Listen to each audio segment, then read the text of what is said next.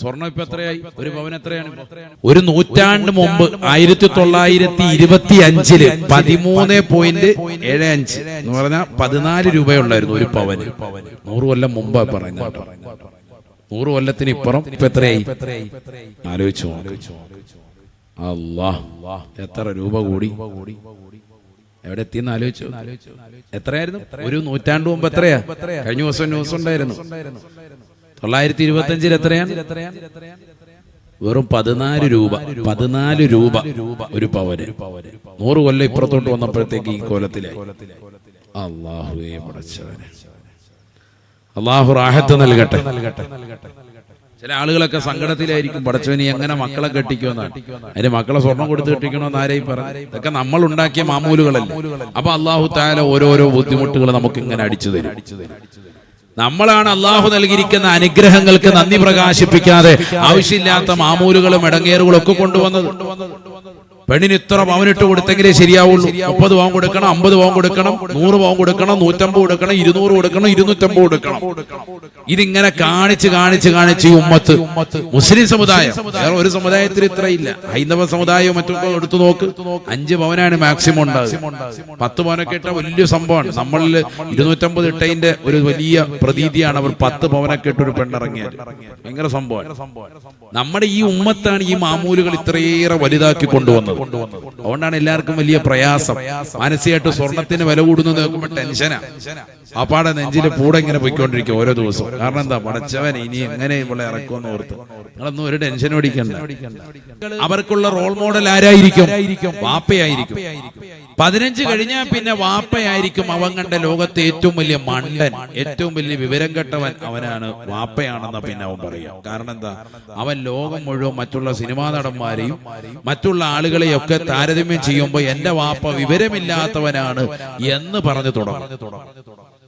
എന്നാ കുറച്ചും കൂടെ കഴിഞ്ഞ് പിന്നീട് ഇവൻ വിവാഹം കഴിഞ്ഞ് ഇവന് മക്കളൊക്കെ ആയി കഴിയുമ്പോഴാണ് മനസ്സിലാക്കുന്നത് അള്ളാഹു എന്റെ വാപ്പയാണ് ലോകത്തിലെ ഏറ്റവും നമ്പർ 1 എന്ന് വീണ്ടും ഒരു തിരിച്ചറിവ് വരും. അപ്പോഴത്തേക്കും വൈകിട്ടുണ്ട്, വാപ്പ മരിച്ചു പോയിട്ടുണ്ട്. ഇതിനിടയിലാണ് വാപ്പയുടെ ജീവിതം കിടക്കുന്നത്. ഈ രീതിക്കാണ് പോവുക. 3 കാറ്റഗറിയിലാണ്. 15 വയസ്സ് വരെ റോൾ മോഡൽ ആരാണ്? വാപ്പയാണ്. പെണ്ണുങ്ങൾക്കോ ഉമ്മയാണ്. 15 വയസ്സ് കഴിയുമ്പോൾ ഇവർ വാട്സാപ്പും ഫേസ്ബുക്കും എല്ലാ സംഭവങ്ങളും ഇൻസ്റ്റാഗ്രാമും എല്ലാ ഐഡിയും കൊണ്ടുവന്ന് ഭയങ്കര ഉപയോഗമൊക്കെ തുടങ്ങി കഴിയുമ്പോൾ ലോകപരിചയം വന്നു കഴിയുമ്പോൾ ഇവര് പറയും എന്റെ ഉമ്മാക്കൊന്നും ഒരു വിവരമില്ല, വിവരമുള്ള ആളുകൾ വേറെയാണ്, ഇന്ന നടിയാണ്, അതാണ് ഇതാണെന്നൊക്കെ പറഞ്ഞ് അവരെ പിൻപറ്റാൻ പോകും. അവസാനം കല്യാണമൊക്കെ കഴിഞ്ഞ് 2-3 കുട്ടികളായി ഈ ആണും ഈ പെണ്ണും ഇവരൊക്കെ ജീവിതം തുടങ്ങി കഴിയുമ്പോൾ ഇവർ മനസ്സിലാക്കും എന്റെ വാപ്പയും ഉമ്മയാണ് ലോകം കണ്ട ഏറ്റവും നല്ല മഹൽ വ്യക്തിത്വങ്ങൾ, നല്ല ജീവിതം നയിച്ചിട്ടുള്ള കുടുംബിനികൾ അവരാണ് എന്ന് തിരിച്ചറിവ് പിന്നെ വരും. അപ്പോഴത്തേക്കും എല്ലാം കഴിഞ്ഞിട്ടുണ്ടാവും. വാപ്പാടും ഉമ്മാടും പൊരുത്തം പോലും ചോദിക്കാൻ പറ്റിയില്ല, അവരിതിനിടയിൽ മരണപ്പെട്ടു പോയിട്ടുണ്ടാവും.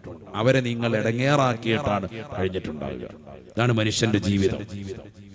ഇത് യാഥാർത്ഥ്യമാണ്, ഇന്ന് നടന്നുകൊണ്ടിരിക്കുന്ന യാഥാർത്ഥ്യമാണ്.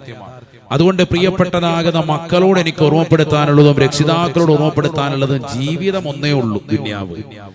ഇവിടെ നമ്മൾ നല്ലതുപോലെ രക്ഷപ്പെടണമെങ്കിൽ ഇവിടെ നല്ല രീതിയിൽ ജീവിക്കണം. നല്ല രീതിയിൽ ജീവിച്ചെങ്കിലേ അങ്ങോട്ടുള്ള ജീവിതമൊക്കെ രക്ഷപ്പെടുകയുള്ളൂ. ഖബറിലും മഹ്ശറയിലും ഒക്കെ രക്ഷപ്പെട്ട് സ്വർഗത്തിന്റെ കവാടം തുറന്നു കിട്ടണമെങ്കിൽ ദുനിയാവാകുന്ന ഇഹലോക ജീവിതത്തിൽ നന്മ ചെയ്യണം. എന്തെങ്കിലും ഒരു എക്സാം നടക്കുമോ? ഒരു പണി ഇവിടെ നടക്കൂല. SSLCക്കും +2 ഒക്കെ ഉള്ളതുപോലെ എനിക്കൊരു വിഷയം പോയി സാറേ, ഒന്ന് രണ്ടാമതൊന്ന് എഴുതാനുള്ള ഓപ്ഷൻ ഉണ്ടോ? ദുനിയാവെല്ലാം കഴിഞ്ഞിട്ട് അവസാനം എനിക്ക് 2 റക്അത്ത് കൂടി നിസ്കരിക്കാൻ അവസരം കിട്ടുമെന്ന് ചോദിച്ചാൽ അവസരമില്ല. ഇത് കഴിഞ്ഞാൽ കഴിഞ്ഞു. ഓരോ ദിവസവും ഓരോ സെക്കൻഡ് വിലപ്പെട്ടതാണ്. അത് ഓർത്തോളുക. നബിയന റസൂലുള്ളാഹി സ്വല്ലല്ലാഹു അലൈഹി വസല്ലം തങ്ങൾ പറയുകയാണ്, ആദരവായ പ്രവാചകർ സ്വല്ലല്ലാഹു അലൈഹി വസല്ലം തങ്ങൾ മദീന പള്ളിയിലെ ഖബർസ്ഥാനിലൂടെ ജന്നത്തുൽ ബഖീയിലൂടെ നബി തങ്ങൾ സഹാബത്തുമായി നടന്നു പോകുമ്പോൾ അല്ലാഹുവിന്റെ റസൂൽ സഹാബത്തിനോട് ചോദിക്കുകയാണ്, സഹാബ ലിമൻ ഹാദൽ ഖബറു, ആരുടേതാണ് സഹാബായി ഖബർ? സഹാബത്ത് മുഴുവനും എന്താണ് നബി എന്ന് ചോദിക്കുമ്പോൾ അല്ലാഹുവിന്റെ റസൂൽ പറയും പറയുകയാണ്, ആ ഖബറിൽ അവൻ വിലപിക്കുകയാണ്, വേദനിക്കുകയാണ്. ഖബറിൽ അവനെ ശിക്ഷയിൽ പ്രയാസപ്പെടുത്തുകയാണ്. ആ ഖബറാളി ഇപ്പോൾ ചിന്തിക്കുന്നുണ്ട്, എനിക്ക് 2 റക്അത്ത് നിസ്കരിക്കാൻ അവസരം കിട്ടിയിരുന്നെങ്കിലെന്ന് ആ ഖബറിൽ കടക്കുന്നവൻ വിലപിക്കുന്നുണ്ട് എന്ന് നബിയുനാ റസൂലുള്ളാഹി. ലറകഅതാനി അഹബ്ബു ഇലാ ഹാദാ. ഈ ഖബറിൽ കടന്നുകൊണ്ട് നെരിപ്പോരിൽ പ്രയാസപ്പെടുന്നതായ ഈ മനുഷ്യൻ, ഖബറിൽ കടന്നുകൊണ്ട് ബുദ്ധിമുട്ടുന്നതാകുന്ന ഈ മനുഷ്യൻ, അവൻ ചിന്തിക്കുകയാണ്, 2 റക്അത്ത് നമസ്കരിക്കാൻ സാധിച്ചിരുന്നെങ്കിൽ എത്ര നന്നായിരുന്നു എന്നവൻ കരുതുകയാണ്. ഖബറിൽ അവൻ ശിക്ഷ അനുഭവിക്കുന്നു എന്ന് നബിയുനാ റസൂലുള്ളാഹി. ഇനി തിരിച്ചു പോക്കില്ല, മടക്കമില്ല, അവന് അദാബാണ്, ഖബറിൽ കടന്ന് ഒരു മനുഷ്യൻ കിടന്ന് ഇടങ്ങേറാകുന്നത് കണ്ടപ്പോ നബി തങ്ങൾ പറയാ, നബിക്കെല്ലാം കാണാമല്ലോ, നബി ആ ഖബറിന്റെ ഉള്ളു കണ്ടിട്ട് പറഞ്ഞു, ഈ മനുഷ്യനെ ഇപ്പൊ ചിന്തിക്കുന്നുണ്ട്, 2 റക്അത്ത് ദുനിയാവിൽ അധികം നിസ്കരിച്ചിരുന്നെങ്കിൽ ഖൈറായിരുന്നു എന്ന് ഈ മനുഷ്യൻ ഇപ്പോൾ ചിന്തിക്കുന്നുണ്ട് എന്ന് സയ്യിദുനാ റസൂലുള്ളാഹി. 2 റക്അത്ത് ഉണ്ടെങ്കിൽ രക്ഷപ്പെടാം. ഇല്ല, ഇനി നിസ്കരിക്കാൻ പറ്റുമോ? ഇനി ദുനിയാവിലേക്ക് മടക്കമുണ്ടോ? കഴിഞ്ഞു. അത് ഞാൻ പറഞ്ഞത്, ഇത് സാധാരണ SLC +2 പരീക്ഷ പോലെ ഒരു എഴുതിയിട്ട് ജയിക്കാമെന്ന് കരുതണ്ട. فمن زحزح عن النار وأدخل الجنة فقد فاز. അല്ലാഹുവിന്റെ റസൂൽ സല്ലല്ലാഹു അലൈഹി വസല്ലം തങ്ങൾ ഉറപ്പെടുത്തുകയാണ്, കത്തിജ്വലിക്കുന്ന നരകത്തെ തൊട്ട് വിദൂരമാക്കപ്പെടുകയും സ്വർഗ്ഗത്തിന്റെ കവാടങ്ങൾ ആർക്ക് മുന്നിൽ തുറക്കപ്പെടുകയും ചെയ്തിട്ടുണ്ടോ, ഫഖദ് ഫാസ്, അവനാണ് വിജയിച്ചവനെന്ന് നബിയുനാ റസൂലുള്ളാഹി. നരകത്തെ തൊട്ട് വിദൂരമാക്കപ്പെടുകയും സ്വർഗത്തിലേക്ക് കടക്കാൻ സാധിക്കുകയും ചെയ്തിട്ടുള്ള ഏതൊരു മുസ്ലിമുണ്ടോ, മുസ്ലിമത്തുണ്ടോ, അവരാണ് വിജയിച്ചവരെന്ന് നബിയുനാ റസൂലുള്ളാഹി. മക്കൾ SSLCയിൽ ജയിക്കുമ്പോ A+ എല്ലാ വിഷയങ്ങൾക്കും വാങ്ങുമ്പോ +2 തലത്തിൽ വൻപിച്ച വിജയം മക്കൾ കൊയ്തെടുത്തു എന്ന് പറഞ്ഞ് സ്വന്തമായി പൈസ മുടക്കിയിട്ട് തെരുവുകളിൽ ഫ്ലക്സ് വെക്കാൻ തയ്യാറാകുന്ന രക്ഷിതാക്കളെ, പ്രിയപ്പെട്ടതാകുന്ന വാപ്പാവും ആ മക്കൾക്ക് നരകത്തിൽ നിന്ന് മോചനപത്രം കിട്ടിയിട്ടുണ്ട് എങ്കിൽ അവരാണ് വിജയിച്ചവര് എന്ന് നബിയുനാ റസൂലുള്ളാഹി. നരകത്തെ തൊട്ട് മാതാപിതാക്കൾ മക്കളെ സംരക്ഷിക്കാൻ കഴിഞ്ഞിട്ടുണ്ടെങ്കിൽ ഫ്ലക്സ് വെച്ചോ, ഒരു കുഴപ്പമില്ല. അല്ലെങ്കിൽ ഇതൊന്നും ഒരു ഗുണവുമില്ല. അല്ലാഹു മലക്കാക്കുമാറാവട്ടെ. ദുന്യാവല്ല ജീവിതം, ആഖിറമാണ്. അത് മനസ്സിലാക്കോ.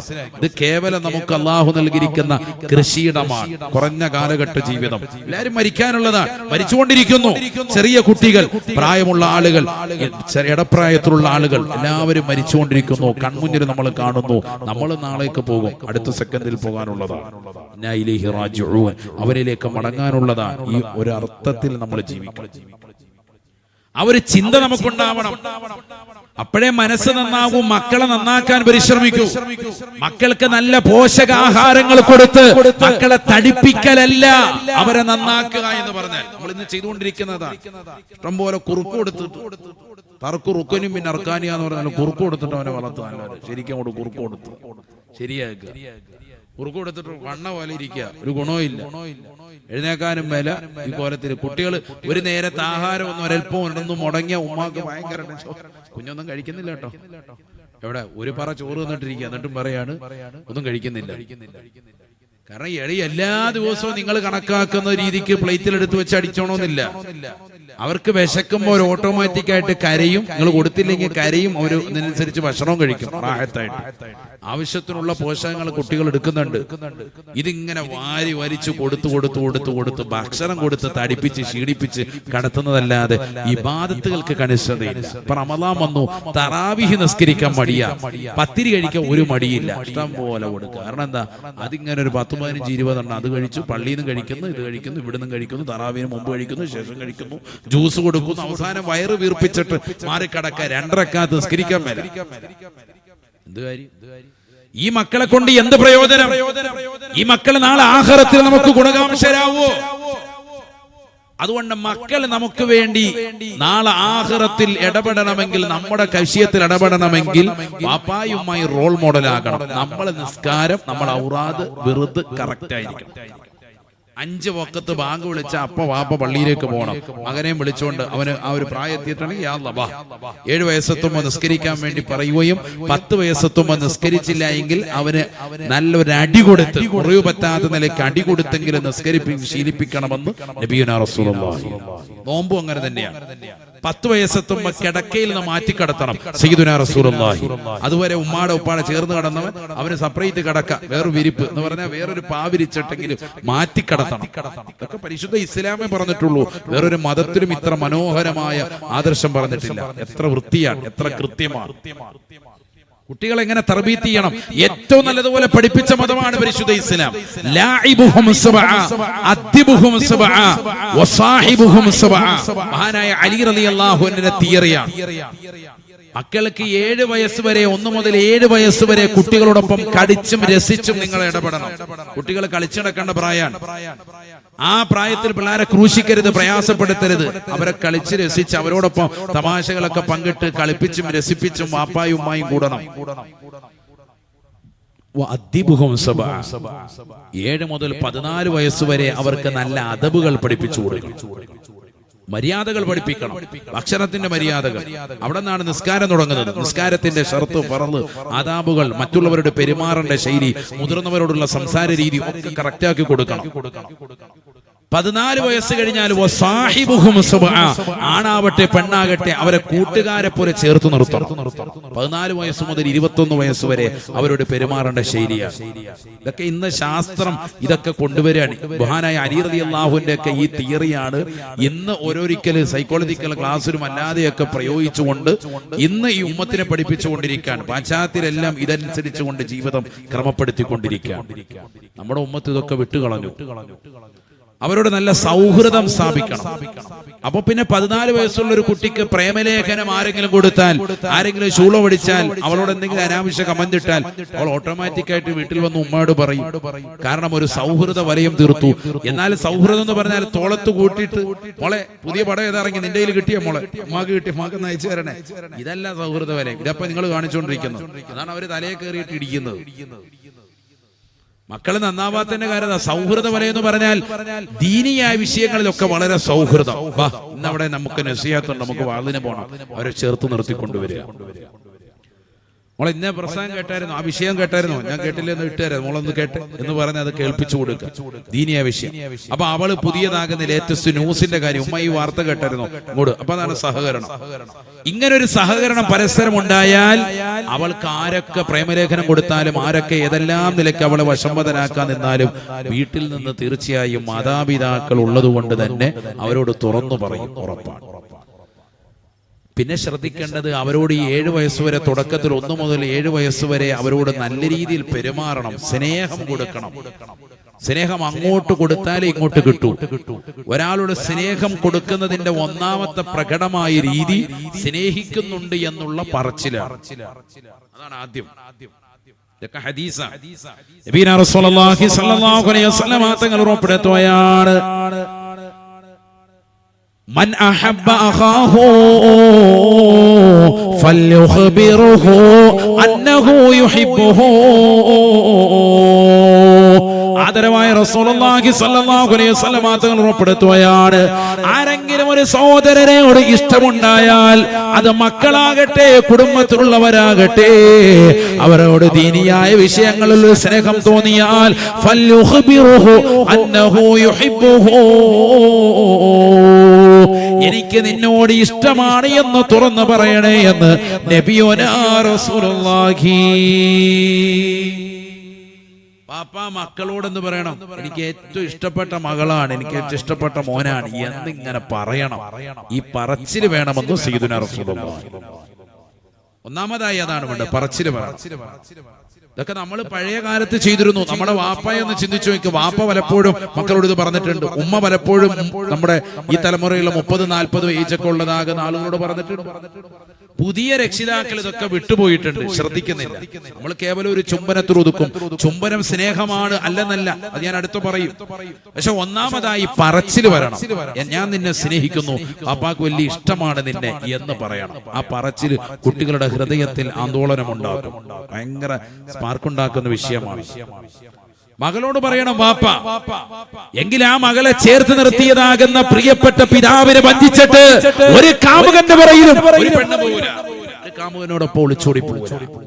അതിന് ബസ് കണ്ടക്ടറാകട്ടെ, കിളിയാകട്ടെ, ഏത് വ്യക്തിയായിരുന്നാലും എന്ത് കയ്യും കാലും കാണിച്ചാലും ഒരാളോടൊപ്പം ഒളിച്ചോടി പോകാൻ അവള് തയ്യാറാകൂല. കാരണം എന്നെ സ്നേഹിക്കുന്ന, ഞാനൊന്ന് തളർന്നാൽ എന്റെ കൈ പിടിക്കാനുള്ളതാകുന്ന രക്ഷിതാക്കൾ എന്റെ വീട്ടിലുണ്ട്, എന്റെ വാപ്പയുണ്ട്, എന്റെ ഉമ്മയുണ്ട് എന്ന ചിന്ത അവളെ ജീവിക്കാൻ പ്രേരിപ്പിക്കും. നല്ല മനോഹരമായ ജീവിതം നയിക്കാൻ അവളെ പ്രേരിപ്പിക്കും. ദീൻ വിട്ടു പോകൂല.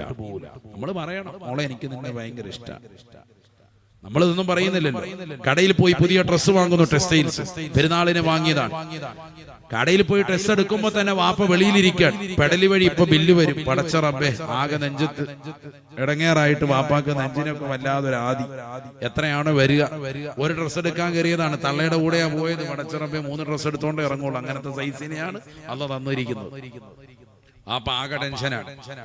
അവസാനം ഇറങ്ങി വരുന്ന, അകത്തോട്ട് പോകുന്നില്ല, സെലക്ഷന് പോലും നിൽക്കുന്നില്ല. കാരണം നിന്ന അതും ഇതും ഒക്കെ എടുക്കും. അതുകൊണ്ട് വാതിക്കെ കടന്ന് കറങ്ങാണ്. പലരുടെ അവസ്ഥയാണ് ഈ പറയുന്നത്. അവസാനം ഇതെല്ലാം എടുത്തോണ്ട് വന്നു. മകള് വീട്ടിൽ വന്നു. വന്നതിന് ശേഷം വാപ്പ കണ്ടില്ലല്ലോ, ഇട്ട് നോക്കിയത് ട്രയൽ റൂമിൽ പോയി ഇട്ടിട്ട് ഉമ്മയാണ് കണ്ടത്. അപ്പൊ വാപ്പ എന്ന് കാണിക്കാന്ന് കരുതി 13 വയസ്സുള്ള 14 വയസ്സുള്ള മകൾ അതൊന്ന് ഇട്ടുകൊണ്ട് വരുമ്പോ വാപ്പ ദേഷ്യപ്പെടുക.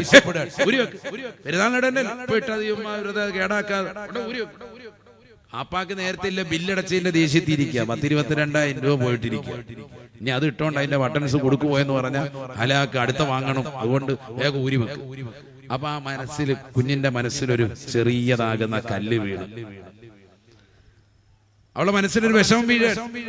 കാരണം വാപ്പായെ കാണിക്കാൻ വലിയ കാര്യത്തിൽ ഇട്ടോണ്ട് വന്നവൾ. ഉമ്മ പറഞ്ഞു വാപ്പായെന്ന് കണ്ട കാണിക്കെന്ന് പറഞ്ഞിട്ട് ഇട്ടോണ്ട് വന്ന. പക്ഷെ വാപ്പ നല്ല ബുദ്ധിയല്ല പറഞ്ഞത്. യഥാർത്ഥത്തിൽ വാപ്പയുടെ ചെയ്യേണ്ടെന്ന. മാഷാ അല്ലാഹ്, അങ്ങോട്ട് പറയണം, മോളെ ഇട്ട് കണ്ടില്ല, ഇട്ടോണ്ട് വന്ന.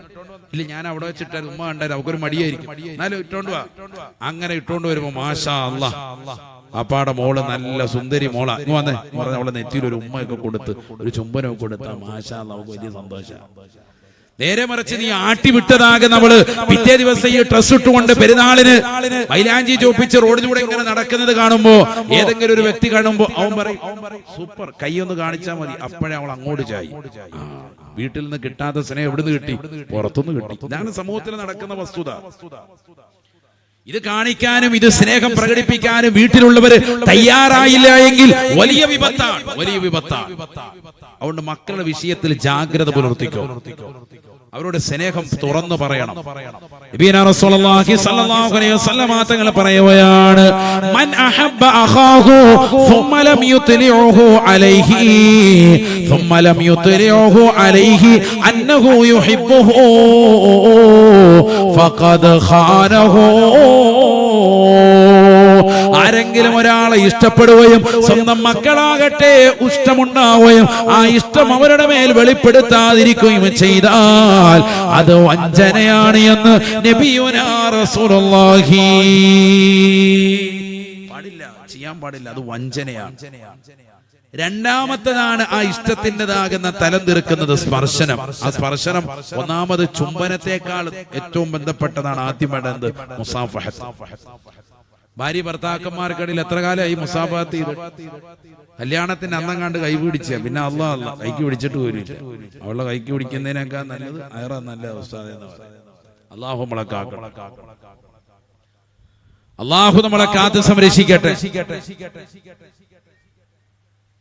പെണ്ണുങ്ങളുടെ കൈക്ക് ഇങ്ങനെ പിടിച്ചു കൊടുത്തിട്ട് സ്വന്തം ഏത് പെണ്ണിന്റെ കൈയാണെന്ന് തിരിച്ചറിയോ? നമ്മുടെ പെണ്ണുങ്ങളുടെ കൈ ഇതാണെന്ന് തിരിച്ചറിയോ? കൊണ്ടെത്തന്നാൽ കൈക്ക് പിടിച്ചിട്ട് കുറെ നാളായി. അവര് മീൻ വെട്ടുകയും അലക്കല്ലിലൊക്കെ ഇട്ട് അരച്ചു വെക്കും. അവസാനം കൈയൊക്കെ എല്ലാം പോയി, പഴയ സോഫ്റ്റ് ഒന്നും ഇല്ല ഇപ്പൊ. അള്ളാഹു ആഫിയത്ത് കൊടുക്കുമാറാവട്ടെ. ആമീൻ പറയിൻ. ഇതാ ഒരു മടി ആഫിയത്ത് കൊടുക്കണ്ടേ എന്നത് ഉറക്കം പറഞ്ഞു. ഇല്ലെങ്കിൽ ഞാൻ ഇച്ചിരി താത്ത് ഇടും. നിങ്ങളെ കണ്ടു കഴിഞ്ഞാൽ നിങ്ങൾ ഉറക്കം പറയണം, ഇല്ലെങ്കിൽ തലയ്ക്ക് അടിയും കിട്ടും. ഉറക്കം പറഞ്ഞു അള്ളാഹു ആഫിയത്ത് കൊടുക്കട്ടെ. ദീർഘായുസ്സ് അള്ളാഹു നസീബാക്കട്ടെ. നമുക്ക് വേണ്ടിയല്ലേ ജീവിക്കുന്നത്. നമ്മളെ വിശ്വസിച്ചിട്ടാണ് അവരുടെ വീട്ടിൽ നിന്ന് അവർ പുറത്തു വന്നത്. നമ്മുടെ വീട്ടിലേക്ക് വർഷങ്ങളായിട്ട് നമ്മളോടൊപ്പം ജീവിക്കാൻ. അവളുടെ വീട്ടിൽ 14, 15, 20 വർഷമൊക്കെയാണ് ജീവിച്ചത്. അതിലേക്കാൾ ഏറെ 30 കൊല്ലം 40 കൊല്ലമായിട്ട് നീയുമായി ജീവിക്കാൻ എത്രയോ നാളായി അവളുടെ വാപ്പയിൽ നിന്നും ഉമ്മയിൽ നിന്നൊക്കെ അകന്ന് നിന്നോടൊപ്പം മനോഹരമായ ജീവിതം നയിക്കുക. ആ പ്രിയപ്പെട്ട ഭാര്യയുടെ കൈക്കിടയ്ക്ക് ഇങ്ങനെ പിടിക്കുക. അത് ഭയങ്കര എഫക്റ്റാണ്. മക്കളുടെ കൈക്ക് ഇങ്ങനെ പിടിക്കുക. മക്കൾ സ്കൂളിൽ കൂടെ വരുമ്പോഴത്തേക്കും വാപ്പ ഇങ്ങനെ കൈക്ക് പിടിക്കുക. നേരെ വന്നിട്ട് അവരെ ചേർത്ത് അണച്ചു പിടിക്കുക. ആദ്യം തന്നെ അവരുടെ കൈക്കൊന്ന് പിടിച്ചിട്ട് ഷെയ്ക്ക് ഹാൻഡ് കൊടുക്കുക. 2 കൈയിലും. ഒരു കൈ ഇങ്ങനെ കൊടുക്കല് തക്കബ്ബുറിന്റെ ലക്ഷണമാണെന്നാണ്. 2 കൈയും ചേർക്കുക. ഒരു കൈ അവിടെ നിന്ന് വെക്കുന്നു, അവൾ ഇങ്ങോട്ട് വെക്കുന്നു, അതിന്റെ പുറത്ത് നമ്മുടെ കൈയും വരുന്നു. അതാണ് ഏറ്റവും തവാദു, വിനയത്തിന്റെ ശൈലിയാണ്. അങ്ങനെ വെക്കണം. ഇങ്ങനെ ഒരു മുസാഫത്ത് നമ്മൾ ചെയ്യലുണ്ടോ? തങ്ങൾ പറയുകയാണ് മുസാഫത്ത് ചെയ്യണേ ചെയ്യണേ. മഹാനായ ഖതാദ റളിയല്ലാഹു അൻഹു അനസ് റളിയല്ലാഹു അൻഹുവിനോട് ചോദിക്കുകയാണ്, അക്കാനത്തിൽ മുസാഫഹതു ഫി അസ്ഹാബി റസൂലില്ലാഹി സ്വല്ലല്ലാഹു അലൈഹി വസല്ലം, അല്ലാഹുവിന്റെ റസൂലിന്റെ സഹാബത്തിന്റെ ശൈലിയിൽപ്പെട്ടതായിരുന്നു മുസാഫത്ത് എന്ന് ചോദിക്കുമ്പോൾ അനസ് റളിയല്ലാഹു അൻഹു ഖതാദ റളിയല്ലാഹു അൻഹുവിനോട് പറയുകയാണ്, നഅം യാ ഖതാദ, അല്ലാഹുവിന്റെ റസൂലിന്റെ ശൈലിയിൽ പെട്ടതായിരുന്നു, അവിടുത്തെ അനുയായി വൃന്ദത്തിന്റെ ശൈലിയിൽ പെട്ടതായിരുന്നു മുസാഫഹത്ത് എന്ന് അനസ് റളിയല്ലാഹു അൻഹു. മുസാഫഹത്ത് ഭയങ്കര ഗുണമുള്ള കേസാണ്. തങ്ങൾ പറയുകയാണ്, മാമിൻ മുസ്ലിമൈനി യൽതഖിയാനി ഫയതസാഫഹാനി ഇല്ലാ ഗുഫിറ ലഹുമാ ഖബ്ല അൻ യഫ്തരിഖാ. മുസ്ലിമീങ്ങളായ 2 ആളുകൾ പരസ്പരം മുസാഫഹത്ത് ചെയ്തിട്ട് അവർ പിരിയുന്നതാകുന്ന നേരമെത്തുമ്പോ അവർക്കിടയിലുള്ള പാപങ്ങൾ അല്ലാഹു ഇല്ലാതാക്കുമേ എന്ന് നബിയുനാ റസൂലുള്ളാഹി. പരസ്പരം കണ്ടുമുട്ടുന്നതായ മുസ്ലിമീങ്ങൾ മുസാഫഹത്ത് ചെയ്തിട്ടാണ് പിരിയുന്നത് എങ്കിൽ അവർക്കിടയിലുള്ള പാപങ്ങൾ അല്ലാഹു ഇല്ലാതാക്കുമേ എന്ന് നബിയുനാ റസൂലുള്ളാഹി. വിട്ടുപിരിയുന്നതിന് മുമ്പ് തന്നെ അവരുടെ പാപങ്ങൾ അല്ലാഹു പുറത്തു കൊടുക്കും. 2 മുസ്ലിം സഹോദരിമാർ ഇങ്ങനെ കണ്ടിട്ട് പിരിയുന്നതിന് മുമ്പ് അങ്ങനെ മുസാഫത്ത് ചെയ്യുമ്പോൾ ഒരു സലാത്ത് കൂടി ചെല്ലിയാൽ ബെറ്ററായി. എപ്പോഴും എന്ത് സുന്നത്തില്ല, മുആനക്ക സുന്നത്തില്ല. മുആനക്ക എന്ന് പറയുന്നത് എന്താ? കെട്ടിപ്പിടിക്കുക. ചില ആളുകളുണ്ട് കാണുമ്പോൾ കെട്ടിപ്പിടിച്ചിട്ട് വാരിയെല്ലാം കോർത്ത് ഒരു അമക്കമക്കിട്ട് പോകും. പിന്നെ നമുക്ക് 5 ദിവസത്തെ വാത് തീരുമാനമായി. അല്ലാഹു നമ്മളെ കാക്കട്ടെ. മുആനക്ക ചെയ്യണ്ട്. അല്ലാഹ് ചിലര് കൈക്ക് പിടിച്ചിട്ട് എല്ലുണ്ടോ എന്ന് പരിശോധിക്കും. ഖദർ അലൈഹി ഇസ്ലാം ആണോ നോക്കാൻ വേണ്ടി നമ്മുടെ കൈക്ക് പിടിച്ച് അമക്കി തീരുമാനമാക്കി വെച്ചു. ഖദർ നബി അല്ലേ പഠിച്ചോ കാത്ത അമക്കറ്റ്. അല്ലാഹു നമ്മളെ സാലിഹീങ്ങൾ ചേർക്കട്ടെ. ചിലരങ്ങനെ ചെയ്യുന്നുണ്ട്, നമുക്കൊന്നും പറയാൻ പറ്റത്തില്ല. അതിലൂടെ എങ്കിലും അങ്ങനെയുള്ളവർ കേട്ടിട്ട് നന്നാവട്ടെ. അതുകൊണ്ടാണ് പറയുന്നത്. ചില പിടിച്ചിട്ട് പിടിച്ചിട്ടുണ്ട് കിട്ടിയ ചാൻസ് അല്ലേ. വാർക്കപ്പണിക്കൊക്കെ പോകുന്ന നമ്മുടെ കൈക്ക് പിടിച്ചിട്ട് ഒരു പിടുത്തം പിടിച്ച് വടച്ച് 3 ദിവസത്തേക്ക് പിന്നെ കൈ കൊടുക്കലില്ല. കൈ പോക്കറ്റിട്ടുണ്ടോ വരും, ഇല്ലെങ്കിൽ ആ മൊബൈൽ ഇങ്ങനെ പിടിച്ച് ഇങ്ങനെ. അല്ലാഹു നമ്മളെ സാലിഹീങ്ങൾ ചേർക്കട്ടെ. മുസാഫാത്ത് ചെയ്യൽ എപ്പോഴും വേണം. സുന്നത്തുള്ള പരസ്പരം കണ്ടുമുട്ടുമ്പോഴൊക്കെ വേണ്ട. എന്താണ് ഞാൻ ഇപ്പൊ പറഞ്ഞത്? മുആനക്ക, കെട്ടിപ്പിടിക്കുക. അതെപ്പോഴും ദീർഘയാത്ര കഴിഞ്ഞു വരുന്നവരെ സുന്നത്ത്. ഹജ്ജ്, ഉംറ അല്ലെങ്കിൽ കുറെ നാളായി കണ്ടിട്ട് ഒരുപാട് വിടവുകളുണ്ട്, ഒരുപാട് യാത്രയെ കഴിഞ്ഞു വന്ന ആളാ. അങ്ങനെ കാണുമ്പോഴാണ് എന്ത് മുആനക്ക സുന്നത്തുള്ളത്, കെട്ടിപ്പിടിക്കുക. അതിങ്ങനെ വലത്തെ തോളിൽ വീണ്ടും ഇപ്പുറത്ത് അങ്ങനെ 3 പ്രാവശ്യം. അത് കവളുകൾ തമ്മിൽ ചേർക്കുക. അറബികൾ ചെയ്യുന്ന കണ്ടിട്ടില്ലേ? ചുംബിക്കൽ വേണോ? ചുംബിക്കൽ അതുപോലെ സാലിഹീങ്ങളായ ആളുകളാണെങ്കിലും ഒക്കെ, അല്ലാതെ എല്ലാവരും പിടിച്ച് ചുംബിക്കാന്നല്ല. ആണുങ്ങളോടാണ് ചെയ്യാനത് കേട്ടോ ഈ മുസാഫാത്തൊക്കെ. അല്ലാതെ ഇവിടുന്ന് എഴുന്നേറ്റ് മുമ്പ് അത് കഴിഞ്ഞ് അപ്പുറത്ത് താത്ത പറഞ്ഞാൽ മുസാഫാത്ത് പരസ്പരം സ്നേഹം വർദ്ധിക്കും. അതല്ല ഈ പറഞ്ഞ ആണുങ്ങളോട്, സ്ത്രീകളോട്. നമ്മൾ വീട്ടിലുള്ളവരുടെ ആദ്യം ചെയ്യുക. അതിനപ്പോ ഇത് പറഞ്ഞത്. ഭർത്താവ് ഭാര്യയോട് ചെയ്യും. എത്ര കാലമായിട്ട് കൈക്ക് പിടിച്ച്, മക്കളുടെ കൈക്ക് പിടിച്ചിട്ട് എത്ര കാലമായി? പാപ്പ ഒന്ന് കൈക്ക് പിടിച്ചിട്ട് ഇങ്ങനെ ഒന്ന് സംസാരിച്ചു നോക്കി ഒരു 5 മിനിറ്റ്. മകളെ വിളിച്ചിട്ട്, മോളെ ആഹത്തന്നെ തന്നെ വാപ്പ സംസാരിച്ചു നോക്കിയേ, അവൾക്ക് എന്ത് സന്തോഷമായിരിക്കും എന്നറിയാം, മനസ്സിൽ എന്തൊരു ആനന്ദമായിരിക്കും. 8ാം ക്ലാസ്സിലും 10ാം ക്ലാസ്സിലും ഒക്കെ പഠിക്കുന്ന മകളുടെ കൈക്ക് ഇങ്ങനെ പിടിച്ചിട്ട് ഒരു 5 മിനിറ്റ് വർത്തമാനം പറഞ്ഞ വാപ്പ, എത്ര കാലമായി ഉമ്മ, എത്ര നേരമായി അവളോട് ഇങ്ങനെ ഒന്ന് സംസാരിച്ചിട്ട്. അതിന് നേരെയില്ലല്ലോ, നിങ്ങളുടെ കയ്യിൽ മൊബൈലല്ലേ.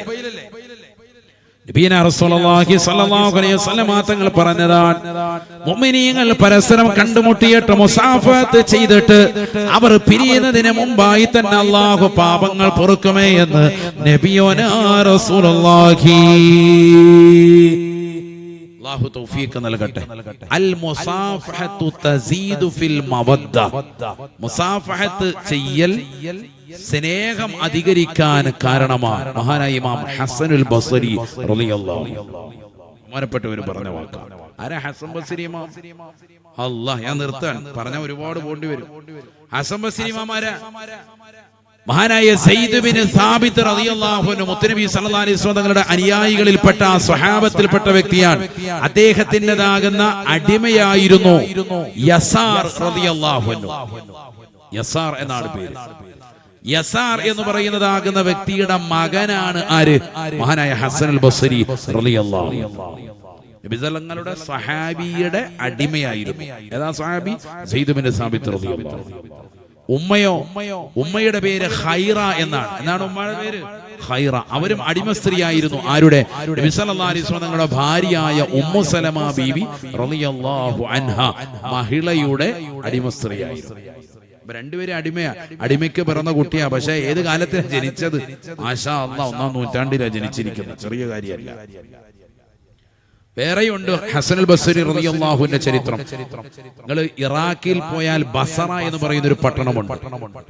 മുത്തല്ലിമീങ്ങൾക്കൊക്കെ പരിചയമാണ് ആ നാമം. കൂഫ, ബസറ. നഹ്വിന്റെ എല്ലാ കിതാബുകളിലും അവരെ പരാമർശിക്കും. അൽഹംദുലില്ലാഹ്, അവിടെ പോകാൻ അവസരം കിട്ടിയിട്ടുണ്ട് പലപ്പോഴും. നമുക്ക് എല്ലാവർക്കും പോകാൻ അല്ലാഹു തൗഫീഖ് തരട്ടെ. ഇറാഖിലെ ബസറ എന്ന് പറയുന്ന വലിയ പട്ടണത്തിന്റെ നടുക്കളത്തിൽ വിശാലമായ ഏക്കർ കണക്കിന് വലിയതാകുന്ന മഖബറകൾക്കുള്ളിൽ സ്ഥാനം പിടിച്ച് ഏറ്റവും ഉന്നതമാകുന്ന മഖബറയായി അവിടെ പ്രത്യേകമായി അടയാളം ചെയ്യപ്പെട്ടുള്ള മഖബറയാണ് ആരുടേത്? മഹാനായ ഹസനുൽ ബസ്രി റളിയല്ലാഹു അൻഹു. സയ്യിദു താബിഈൻ, താബിഈങ്ങളുടെ നേതൃത്വമാണ്. വലിയ ഉന്നതനായ വ്യക്തിത്വം. ബഹുമാനപ്പെട്ടവർക്ക് വലിയ സ്ഥാനം അല്ലാഹു സുബ്ഹാനഹു വ തആല കൊടുത്തു. എന്താ കിട്ടാൻ കാരണം? ചരിത്രം പറയുന്നു, ഉമ്മയാകുന്ന ഖൈറ എന്ന് പറയുന്ന ഉമ്മ അടിമസ്ത്രീയാണല്ലോ. ആരുടെ അടിമസ്ത്രീയാണ്? നബി സല്ലല്ലാഹു അലൈഹി വസല്ലം തങ്ങളുടെ ഭാര്യയാകുന്ന ഉമ്മു സലമ ബീവി റളിയല്ലാഹു അൻഹയുടെ അടിമസ്ത്രീയാണ്. വീട്ടുജോലിയൊക്കെ ചെയ്യുന്ന പെണ്ണാണ്. അവര് ചിലപ്പോ ഉമ്മു സലമ ബീവി റളിയല്ലാഹു അൻഹ ചില ജോലികളൊക്കെ ഏൽപ്പിച്ച് ഇവർ അങ്ങോട്ടും ഇങ്ങോട്ടും ഒക്കെ പോകും. ഈ ഖൈറ എന്ന് പറയുന്ന ഉമ്മ പോകുമ്പോ ഈ കുഞ്ഞ് തൊട്ടിലിൽ കിടന്ന് ഇങ്ങനെ കരയും. കരയുന്ന സമയത്ത് കുഞ്ഞിനെ ഇങ്ങനെ മാറോട് ചേർത്ത് പിടിച്ചിട്ട് മുലപ്പാല് കൊടുക്കും. ആര്? ഉമ്മു സലമ ബീവി റളിയല്ലാഹു അൻഹ. നബി തങ്ങളുടെ ഭാര്യയായ മുഅ്മിനീങ്ങളുടെ മാതാവാകുന്ന ഉമ്മു സലമ ബീവി റളിയല്ലാഹു അൻഹയുടെ മുലപ്പാല് നുകരാനുള്ള ഭാഗ്യം ആർക്ക് കിട്ടി? മഹാനായ ഹസനുൽ ബസ്രി റളിയല്ലാഹു അൻഹു ലഭിച്ചു. അതിന്റെ ഗുണം മാഷാ അല്ലാഹ്, വിത്ത് ഗുണം 10 ഗുണം. ബഹുമാനപ്പെട്ടവർ നൂറ്റാണ്ട് കണ്ട ഏറ്റവും വലിയ മഹോന്നത വ്യക്തിത്വമായി, താബിഈകളിൽ പ്രമുഖനായി, ലോകം കണ്ട ഉന്നതമാകുന്ന ഇമാമിയങ്ങളുടെ നേതൃത്വമായി ബഹുമാനപ്പെട്ടവർ മാറി. ലക്ഷക്കണക്കിന് ആളുകളാണ് അവരിൽ നിന്ന് വിജ്ഞാനം നുകർന്ന് പിൽക്കാലത്ത് വന്നിട്ടുള്ളത്. ഇറാഖ് എന്ന് പറയുന്ന നാട് തന്നെ ഔലിയാക്കളുടെ കേന്ദ്രമാണ്. അവർക്ക് ശേഷം വന്നവരല്ലേ സഹോദരങ്ങളെ മഹാനായ ഇമാം ശാഫി റളിയല്ലാഹു അൻഹു അടക്കമുള്ള മഹത്തുക്കൾ. അവർക്ക് ശേഷം വന്നതല്ലേ അബൂ ഹനീഫ ഇമാം റളിയല്ലാഹു അൻഹു. അവർക്ക് ശേഷം വന്നതല്ലേ മുഹീദ്ദീൻ ശൈഖ് റളിയല്ലാഹു അൻഹു, റിഫായി ശൈഖ് റളിയല്ലാഹു അൻഹു. ഇവരൊക്കെ അന്ത്യവിശ്രമം ചെയ്യുന്ന പവിത്രമാക്കപ്പെട്ട മണ്ണ്. മുഹീദ്ദീൻ ശൈഖ് റളിയല്ലാഹു അൻഹു ഉണ്ട്, റിഫായി ശൈഖ് റളിയല്ലാഹു അൻഹു ഉണ്ട്. മഹാനായ ബഹുമാനപ്പെട്ടതാകുന്ന അബൂ ഹനീഫത്തുൽ കൂഫി റളിയല്ലാഹു അൻഹു അടക്കമുള്ള മഹാന്മാരൊക്കെ കടക്കുന്ന മണ്ണാണേത്? ഇറാഖിന്റെ മണ്ണ്. ആ ഇറാഖിന്റെ മണ്ണിലാണ്, ബസറയിലാണ് ആരന്ത്യവിശ്രമം ചെയ്ത ഹസൻ ബസ്രി ഇമാം റളിയല്ലാഹു അൻഹു. അദ്ദേഹം പറഞ്ഞു, അൽ മുസാഫഹത്തു തസീദു ഫിൽ മവദ്ദ. എന്റെ പഠനം കൊണ്ട് നിങ്ങളോട് ഞാൻ പറയട്ടെ, മുസാഫഹത്ത് ചെയ്താൽ സ്നേഹം വർദ്ധിക്കും. അദ്ദേഹത്തിന്റെ വാക്യം. ഇനി ഇതിനെക്കുറിച്ച് പറയണ്ടല്ലോ. ആളാരാന്ന് പറഞ്ഞു തന്നല്ലോ. സാദാ സീത വ്യക്തിയല്ല, വലിയ ആലിമാണ്, വ്യക്തമായി പറഞ്ഞു തന്നു. അദ്ദേഹം പറഞ്ഞു, മുസാഫഹത്ത് ഇടയ്ക്കിടയ്ക്ക് ചെയ്താൽ എന്തുണ്ടാവും? സ്നേഹം വർദ്ധിക്കും. അല്ലാഹു തൗഫീഖ് തരട്ടെ. അതൊക്കെ പഠിച്ചു വെച്ചോ. അപ്പൊ നമ്മുടെ മക്കളോടാണ് ഏറ്റവും കൂടുതൽ നമ്മൾ അത് കാണിക്കേണ്ടത്, ഏറ്റവും കൂടുതൽ ശ്രദ്ധ പതിപ്പിക്കേണ്ടതാണ് മുസാഫഹത്ത്. പിന്നെയാണ് ചുംബനം. മുസാഫഹത്ത് കഴിഞ്ഞാലാണല്ലോ അതോടൊപ്പം തന്നെ മുആനഖ. നബിയനാ റസൂലുള്ളാഹി സ്വല്ലല്ലാഹു അലൈഹി വസല്ലമ തങ്ങൾ അല്ലാഹുവിന്റെ റസൂലിന്റെ ചാരത്തേക്ക് മഹാനായ സെയ്ദ് ബിൻ ഹാരിസ റളിയല്ലാഹു അൻഹു കടന്നു വരുകയാ. മദീനയിലേക്ക് വന്നപ്പോ അല്ലാഹുവിന്റെ റസൂലദാ യജുറു സിയാബഹു, നബി തങ്ങളതാ വീട്ടിൽ നിന്ന് വസ്ത്രം വേറെ തന്നെ വലിച്ചിഴച്ച് നബി തങ്ങൾ വേഗം ചെന്നുകൊണ്ട് വാതിൽ മുട്ടിയപ്പോ വാതിൽ തുറന്നിട്ട് ഫഖബ്ബലഹു ഫഅറഖഹു, വളർത്ത മകനാകുന്ന സെയ്ദ് ബിൻ ഹാരിസിനെ അല്ലാഹുവിന്റെ റസൂൽ ചുംബിക്കുകയും കെട്ടിപ്പിടിക്കുകയും ചെയ്തു എന്ന് ആയിഷ സിദ്ദീഖ റളിയല്ലാഹു അൻഹാ. വളർത്ത മകനാണ് സെയ്ദ് ബിൻ ഹാരിസ് റളിയല്ലാഹു അൻഹു. അദ്ദേഹം വന്ന് വാതിൽ മുട്ടിയപ്പോ നബി തങ്ങൾ സ്നേഹം കൊണ്ട് ഓടിച്ചെന്നിട്ട് മുണ്ടിങ്ങനെ പിടിച്ച് ഒരു കൈ കൊണ്ട് പിടിച്ചോണ്ട വേഗം ചെന്ന് വാതിൽ തുറക്കുക. കുഞ്ഞു വന്ന് കാത്തിരിക്കല്ല, പെട്ടെന്ന് അവനെ കെട്ടിപ്പിടിക്കുക സയ്യിദുനാ റസൂലുള്ളാഹി. അവ കെട്ടിപ്പിടിക്കുകയും ചെയ്യണം, എപ്പോഴല്ല ഇടയ്ക്കൊക്കെ അത് വേണം. ഒന്ന് അപ്രീഷിയേറ്റ് ചെയ്യലാണ്, ഒന്ന് കൂട്ടിയിണക്കലാണ്. അപ്പൊ കുട്ടികൾക്ക് ഭയങ്കര റാഹത്ത. ഒന്ന് കെട്ടി ഇങ്ങനെ ഒന്ന് പിടിച്ച് ഒരു 10 സെക്കൻഡ് ഒന്ന് പിടിക്കുമ്പോ തന്നെ റാഹത്ത. നല്ല കരയുന്ന കുഞ്ഞ്, ആ കുഞ്ഞിനെ ഇങ്ങനെ മാറോട് ചേർത്ത് ഇങ്ങനെ ഉമ്മിങ്ങനെ പിടിക്കുമ്പോ ആ കുഞ്ഞിങ്ങനെ ഏങ്ങി അതങ്ങനെ ശാന്തടയെന്ന് കാണുന്നില്ലേ, അതേപോലെ ആശ്വാസം അവരുടെ ഹൃദയത്തിൽ. നമ്മളിതൊക്കെ ചെയ്യണം സഹോദരങ്ങളെ. ഇതൊക്കെ സ്നേഹത്തിൻ്റെതാകുന്ന ഭാവങ്ങളാണ്. നബിയനാ റസൂലുള്ളാഹി സ്വല്ലല്ലാഹു അലൈഹി വസല്ലമ തങ്ങൾ ഖബ്ബല ഹസൻ ബിൻ അലി, മഹാനായ ഹസൻ റളിയല്ലാഹു അൻഹുവിനെ ചുംബിക്കുകയാണ്. ഇത് കാണുകയാണ് അഖ്റ ബിൻ ഹാബിസ് റളിയല്ലാഹു അൻഹു. ഗ്രാമീണനായ അഖ്റ ബിൻ ഹാബിസ് റളിയല്ലാഹു അൻഹു പറയുകയാണ്, യാ റസൂലല്ലാഹ് ഇന്നലി അശറതൻ മിനൽ വലദ്, അല്ലാഹുവിന്റെ റസൂലേ എനിക്ക് 10 മക്കളുണ്ട് നബിയേ, മാ ഖബ്ബൽതു വാഹിദൻ മിൻഹും, ഒരാളെ പോലും ഞാൻ ചുംബിച്ചിട്ടില്ല ഹബീബേ. فقال رسول الله صلى الله عليه وسلم, അല്ലാഹുവിന്റെ റസൂൽ പറയുകയാണ്, ഇന്നഹു ലാ യർഹമു മൻ ലാ യുർഹം, കുട്ടികളോടെന്നല്ല ചെറിയവരോട് വരെ കരുണ ചെയ്യാത്തതാകുന്ന ഒരാൾക്ക് പോലും അല്ലാഹുവിന്റെ കാരുണ്യമുണ്ടാവില്ല എന്ന് നബിയുനാ റസൂലുള്ളാഹി. പേരക്കുട്ടിയാകുന്ന ഹസൻ റളിയല്ലാഹു അൻഹുവിനെ മടിയിലെടുത്തു വെച്ചുകൊണ്ട് നബി തങ്ങൾ കവിൾത്തടത്തിൽ ചുംബിക്കുന്നത് കണ്ടപ്പോ, ബഹുമാനപ്പെട്ടവരെ ചുംബിക്കുന്നത് കണ്ടപ്പോ സ്വഹാബിയായ ഒരു വ്യക്തി നബി തങ്ങളോട് പരിഭവം പറയുകയാണ്, 10 മക്കളുണ്ട് എനിക്ക്, ഒരാളെ പോലും ഞാൻ ചുംബിച്ചിട്ടില്ല. അല്ലാഹുവിന്റെ റസൂൽ പറയുകയാണ്, മോനെ നിന്റെ ഹൃദയത്തിൽ കാരുണ്യമുണ്ടാവില്ല എന്ന് ഹബീബുനാ റസൂലുള്ളാഹി. കരുണ ചൊരിഞ്ഞിട്ടില്ല എങ്കിൽ നിന്റെ മേൽ അള്ളാഹു കരുണ ചൊരിയില്ല. ഹബീബ് മുഹമ്മദ് മുസ്തഫ മക്കളുടെ കരുണ ചൊരിയണം. അതിൽപ്പെട്ടതാണ് ചുംബനം കൊടുക്കുക. എപ്പോഴും ഇങ്ങനെ ലാളനയല്ല, ഡോണ്ട് ക്രിറ്റിക്സ് ആൻഡ് കോംപ്ലിമെന്റ് എന്നാണ്. ഓവറായി ശിക്ഷണ നടപടിയും പാടില്ല, ഓവറായി അവരെ ലാളിക്കാനും പാടില്ല. മിതത്വമാണ്, രണ്ടും മിതത്വം. സാധു പറഞ്ഞായിരുന്നു ഉമ്മ കൊടുക്കണം, ഇവിടെ കാണുമ്പോ ഉമ്മ ആപ്പാടെ 2 കൊന്തമ്പല്ല് മക്കളുടെ കവലിനകത്ത് കയറിപ്പോയി. അള്ളാഹു ആക്കട്ടെ, ഉമ്മ വെച്ച് 2 കുഴി, 24 മണിക്കൂർ ഉമ്മ കൊടുക്കല്. ആദ്യം പല്ലൊക്കെ തേക്കണം, ഇല്ലെങ്കിൽ 3ാമത്തെ വട്ടം ഉമ്മ കൊടുക്കാൻ മക്കൾ ഇങ്ങനെ നിൽക്കുന്നതാണ്. ആപ്പാട് ചെറിയ വെറുപ്പ്, കാരണം ഇതിനകത്തുനിന്ന് വരുന്ന സാധനം വെറൈറ്റി ഐറ്റമാണ്. അള്ളാഹു നമ്മളൊക്കെ അതൊന്നും പിന്നെ പറയേണ്ട കാര്യമില്ല. വിസ്വാഖൊക്കെ കറക്റ്റ് ആയിരിക്കണം, ഒക്കെ ശ്രദ്ധിച്ചിട്ടേ ചെയ്യാവുള്ളൂ. ഇല്ലെങ്കിൽ മക്കള് ഇങ്ങനെ മസിൽ പിടിക്കുന്നതാണ്, ഭാര്യയെല്ലാം അങ്ങോട്ട് പോകും. അള്ളാഹു നമ്മളൊക്കെ ആക്കട്ടെ. ഉമ്മ കൊടുക്കാൻ വിളിക്കുമ്പോഴേ പേടിയായിരിക്കും, ഇവിടുന്ന് ശ്വാസം പിടിച്ചോണ്ടായിരിക്കും പിന്നെ അവർ വരുന്നത്. അതുകൊണ്ട് അത് ശ്രദ്ധിച്ചോളുക. അള്ളാഹു ബർക്കത്ത് ചെയ്യട്ടെ. പറയേണ്ട കാര്യമില്ലല്ലോ, അത് ശ്രദ്ധിച്ചോളുക. അതൊക്കെ നിസ്സാര വിഷയമൊന്നുമല്ല, വലിയ വിഷയമാണ്. നമ്മുടെ നാക്ക് എടുത്തിട്ട് നമ്മുടെ തൊലിപ്പുറത്ത് നാക്കുകൊണ്ട് ജസ്റ്റ് ഒന്നിങ്ങനെ നക്കിയതിന് ശേഷം 1 മിനിറ്റ് കഴിയണം, എന്നിട്ടൊന്ന് മണത്തി നോക്കണമെന്നാണ്. ദുർഗന്ധം അപ്പോഴാണ് കറക്റ്റ് അറിയുക എന്നാണ്. എന്താണ് നാക്കിന്റെ തൊലിപ്പുറത്ത് നമ്മളിങ്ങനെ കൈയുടെ തൊലിപ്പുറത്തെ നാക്കുകൊണ്ട് ജസ്റ്റ് ഇങ്ങനെ നക്കിയിട്ട് 1 മിനിറ്റ് കഴിഞ്ഞതിന് ശേഷം പതുക്കൊന്ന് മണത്തി നോക്കണം. കറക്റ്റ്. അല്ലാതെ കോൾഗേറ്റിന്റെ പരസ്യം കാണിക്കുന്ന പോലെ കാണിച്ചാൽ ഇതൊന്നും മണം അറിയത്തൊന്നുമില്ല. ഇങ്ങനെ ചെയ്തു പോയിക്ക്. ഇപ്പൊ ഇരുന്ന് ആക്കാതെ അത് പറഞ്ഞപ്പോ ഇരുന്നു. ഇത്രയും നേരം പറഞ്ഞൊരു സുബ്ഹാനല്ലാഹും ഇല്ല, അസ്തഗ്ഫിറുല്ലാഹും ഇല്ല, എന്നാ കയ്യോളം ചെയ്തു നോക്കിയേക്കാം. ഇപ്പൊ മണത്തി നോക്കല്ലേ കേട്ടാ, മണത്തി നോക്കിയാ ഇവിടെ നിന്ന് ഈ കെട്ട അഴിച്ചതിന് ശേഷം പിന്നെ എഴുന്നേക്കുള്ളൂ. 3 ദിവസം കഴിയും. ഞാൻ വെറുതെ പറഞ്ഞില്ല, ഒന്ന് ചെയ്തു നോക്കിയോ, വീട്ടിൽ ചെന്നിട്ടൊന്ന് ചെയ്തു നോക്കാം. ആരും അറിയാതെ ഒരു രഹസ്യമായിട്ടൊന്ന് ചെയ്തു നോക്കിയോ. അല്ല, ഇത്രയും വായനാറ്റം ഉണ്ടായിരുന്നോ പടച്ച റബ്ബേ എന്ന് അപ്പോഴാണ് മനസ്സിലാക്കുക. അതിനുശേഷം ഒന്ന് മിസ്വാക്ക് ചെയ്യണം. മിസ്വാക്ക് ചെയ്തിട്ട് വീണ്ടും ഒന്ന് ചെയ്തു നോക്കണം. അപ്പൊ ക്ലിയർ ആയിരിക്കും. ഞാൻ വെറുതെ പറയല്ല. അപ്പോഴാണ് അറിയാം നമ്മുടെ വാ എത്രത്തോളം പകർച്ചയായിട്ടുണ്ടെന്ന്, എത്രത്തോളം പ്രശ്നം ഉണ്ടെന്നുള്ളത് അപ്പോഴറിയാം. ഇതും പിടിച്ചോണ്ട് നമ്മൾ പോകുന്നത് ഉമ്മ കൊടുക്കാൻ തീരും. അതോടുകൂടി ഏകദേശം തീരുമാനമാവും. അള്ളാഹു നമ്മളെ കാക്കട്ടെ. അതുകൊണ്ടാണ് ഞാൻ പറഞ്ഞത് മിസ്വാക്ക് നിസാര വിഷയമല്ല, അത് ചെയ്യണേന്ന് പറഞ്ഞത് തമാശക്ക് പറഞ്ഞല്ല, ഗൗരവത്തിൽ പറഞ്ഞത്. ദാമ്പത്യ ജീവിതത്തിൽ പോലും വിള്ളലുണ്ടാകാൻ കാരണം ഇന്ന് ശാസ്ത്രം തന്നെ പറയുന്നുണ്ടല്ലോ, എത്രയോ കേസുകൾ മഹല്ലത്തിൽ തന്നെ കെട്ടിക്കിടക്കുന്നു. 40% ഇതൊക്കെയാണ് പ്രശ്നം. പല്ല് കേൾക്കൂല, കുളിക്കൂല, കുളിക്കാത്തറയായിട്ട് നടക്കാണ്ട്. പിന്നെ എങ്ങനെ റാഹത്ത് ജീവിതം, എങ്ങനെ റാഹത്ത്? അല്ലാഹു നമ്മളെ കാക്കുമാറാവട്ടെ. എപ്പോഴും നല്ല വൃത്തി, ശുചിത്വം, വിശ്വാസത്തിന്റെ ഭാഗമാണെന്ത്? പരിശുദ്ധമായ നല്ല വസ്ത്രവിധാനം, നല്ല ശുദ്ധി എന്ന് സയ്യിദുനാ റസൂലുള്ളാഹി അനിവാര്യമാണ്. അതാ ഞാൻ പറഞ്ഞത്, വാപ്പായും ഉമ്മായും മക്കൾക്ക് നല്ല റോൾ മോഡൽ ആകണം. നമ്മൾ നല്ല വൃത്തിയിലും വെടിപ്പിലും കുളിച്ച് നഖം വെട്ടി വൃത്തിയായി നടക്കുന്നത് കാണുമ്പോൾ അവർ റെഡിയാവും. നഖമൊക്കെ വെട്ടണം, 2 ആഴ്ച കൂടുമ്പോ നോക്കണം. ഇത് മകന്റെ മുഖത്ത് ഇവിടെ നെറ്റിയിലൊരു വലിയ പാടാണ്. കാരണം എന്താ? അത് മൂത്തവൻ ഇങ്ങനെ ബിസ്മില്ലാഹിർ റഹ്മാനിർ റഹീം ഒരു കുറിയിട്ട് കൊടുത്തേ, കവിളിൽ അവിടെ ഇവിടെയൊക്കെ എല്ലാം മൊത്തത്തിൽ പാടാ. മക്കൾ എപ്പോഴും അങ്ങോട്ട് യുദ്ധമാണ്, ധർമ്മസമരം.